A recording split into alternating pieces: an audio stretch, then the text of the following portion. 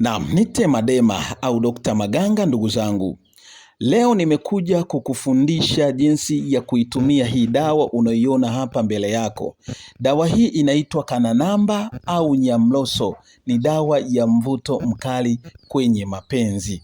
Kuna watu wanapitia changamoto nyingi tofauti tofauti zenye kuumiza, hazina furaha kwa sababu ya mapenzi. Sasa leo nahitaji nikufundishe ili uweze kunusuru mahusiano yako, ili uweze kunusuru ndoa yako, lakini kumpata mtu ambaye unayemtaka wewe.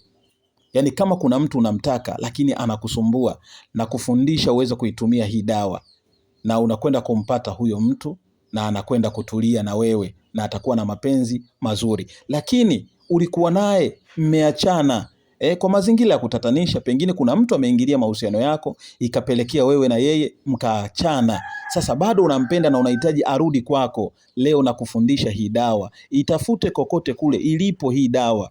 Kama uko nchi za nje ukiitaka hii dawa itakufikia. Uko mikoani ukiitaka hii dawa itakufikia. Lakini kama unaijua lakini ulikuwa hujui kuitumia, leo nakufundisha. Inaitwa Kananamba au Nyamloso. Ni dawa ya kuripua moyo wa mtu. Ni dawa ya kumfanya mtu ateseke kwenye mapenzi au kwenye mahusiano.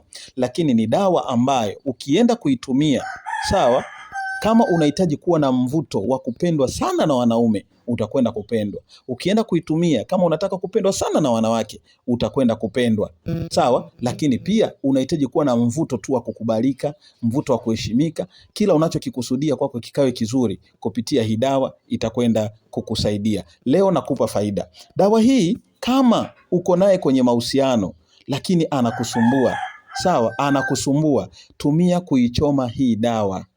Sawa, tumia kuichoma, tumia kuoga. Lakini ukitaka kuchanjia, ichanjie ndani ya mwili wako, kwa sababu ni mvuto ambao unabaki ndani ya mwili wako. Sawa, kwa ukioga ni sawa, ukichanja ni sawa, ukichoma ni sawa.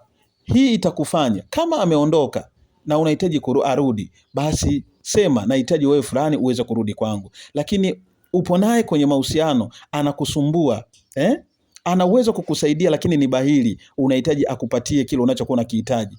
Ichome kwa manuizi ya kukoreza mapenzi na upendo. Alikuwa ni mkorofi, alikuwa ni mkali, anakwenda kukaa kimya, hataongea chochote, na utamtawala na atakuwa chini yako na kila kitu kitakwenda kukaa sawa kabisa, tena kabisa. Sawa, lakini unahitaji labda kuoa au kuolewa, aidha katika uchumba wenu kuna migogoro sintofahamu, pengine familia zinaingilia katikati. Sawa, itumie dawa hii kuichoma. Sema, Mwenyezi Mungu, naomba ndoa yangu hii ikapite, niolewe na fulani au nimoe fulani. Sawa, lakini pia unataka mwili wako ili upendwe, basi sema mimi nahitaji nipendwe na kila